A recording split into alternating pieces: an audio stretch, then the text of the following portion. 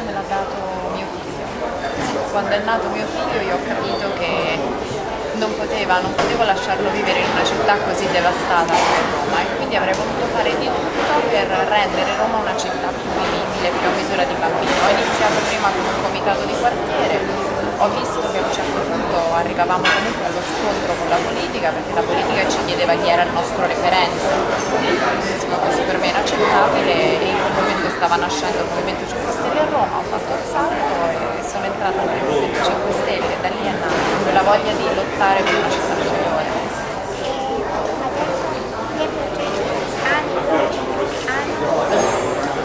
Iniziare l'attività che abbiamo avviato già questi giorni, quindi comunque puntiamo molto sulla raccolta dei rifiuti, sulla raccolta differenziata, su chiudere il ciclo dei rifiuti, quindi impostare proprio un nuovo corso e avviarci verso quella che viene definita l'economia circolare, puntare sui trasporti, anche perché queste sono le priorità che ci hanno dato i romani, no? Puntare sui trasporti, rendere Roma una città che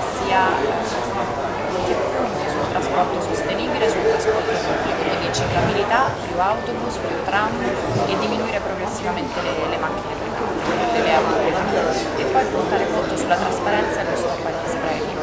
Queste sono le nostre priorità. E adesso la città più verde d'Europa, Milano. Il nostro sindaco Doria ha praticamente ogni anno dato la città più senza macchine, meno macchine. Sì, E quindi è vero, va bene per prima era importante quando ha cominciato immagino. e adesso quindi spero anche che Roma sia così. Grazie a lei. Ci impegneremo su questo. Grazie. Grazie. Ciao.